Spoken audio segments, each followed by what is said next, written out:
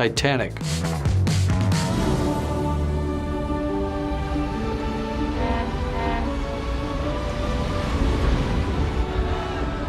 We talked about literally going to the shipyard in Poland and building the Titanic.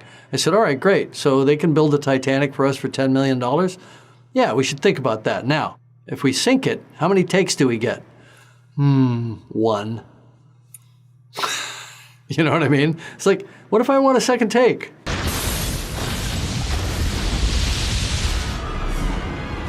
So anyway, we decided not to build the Titanic as an actual, floatable ship. So then the question is, what do we build? How do we break it down? What do we really need? I had this idea that, look, we've got this great infrastructure just over the border in Mexico. Why can't we get the artists and the craftspeople and everybody and have them ship up to Baja and do it right in Ensenada, just over the border? That way we can have American crew, and we can get some English-speaking extras out of San Diego, and we can bring in thousands of extras like we did from Mexico and thousands of craftspeople and so on. So we decided to do that. We built a studio down there on a bluff overlooking the ocean so that we could sort of see the sea, see the horizon, have a kind of a natural view.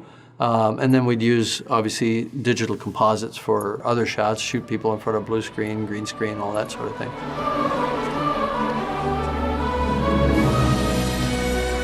I actually didn't see Kate at first. She had done a couple of other historical dramas as well, and she was getting a reputation as Corset Kate, doing historical stuff. And so I thought, oh man, this is gonna look like the laziest casting in the world. All right, I'll meet her, sure, but I was thinking maybe Gwyneth Paltrow or somebody else. And I met Kate, and she was fantastic.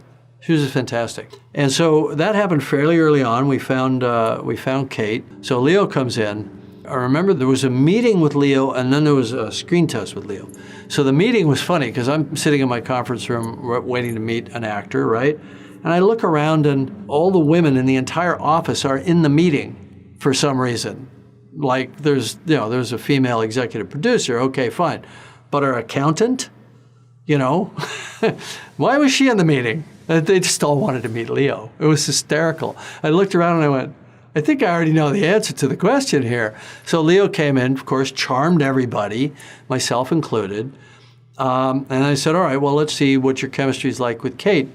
So he comes in a couple of days later, and I've got the camera set up to record the video. He didn't know he was going to test. He came in, he thought it was another meeting to meet Kate. And I said, okay, so we'll just go in the next room, and we'll just, we'll run some lines, and I'll video it. And he said, you mean I'm reading? And I said, yeah. He said, oh, I don't read. And I said, well, I shook his hand. I said, well, thanks for coming by. And he said, wait. You mean if I don't read, I don't get the part, just like that? And I said, oh, yeah, come on.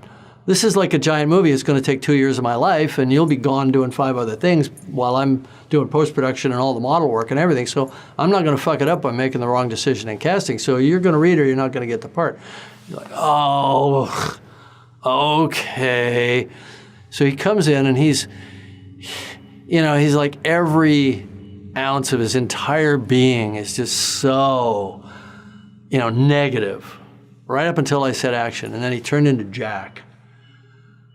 And Kate just lit up, and they went into this whole thing, and he played the scene.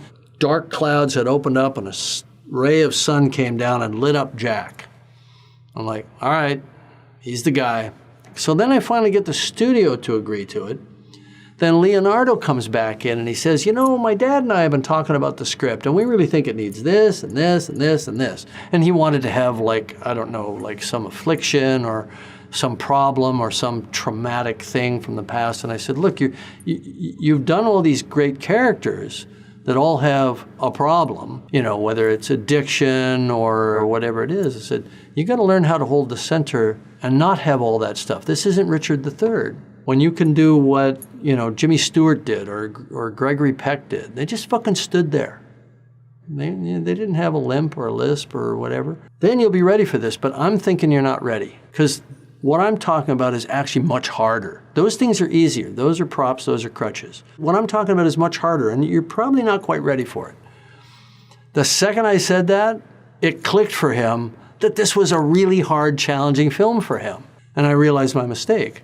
I hadn't laid out the challenge for him sufficiently. You want the actor to love you. You want them to be in your movie. You want them to say yes, so you make it all sound attractive. But he didn't want something that was easy. He wanted something that was hard.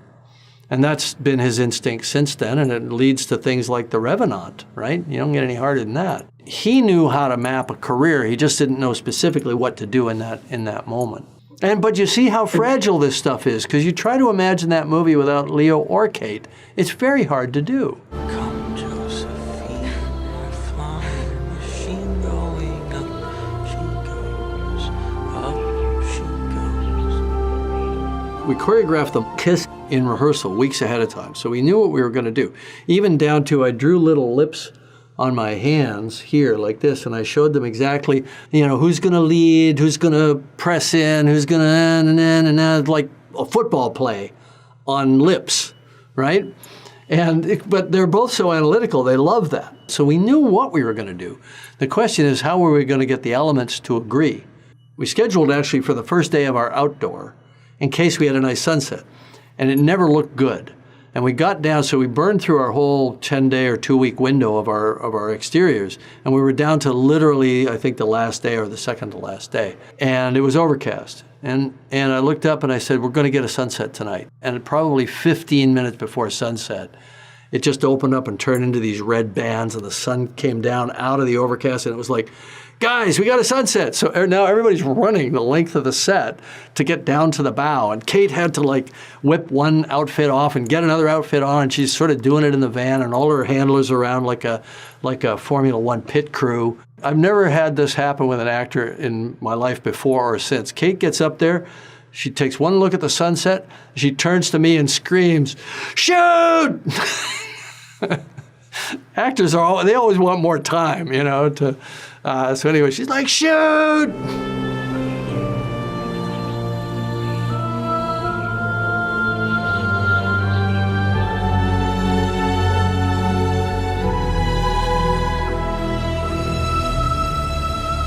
We wound up getting 2 takes. One take was completely out of focus, and the other take was half out of focus.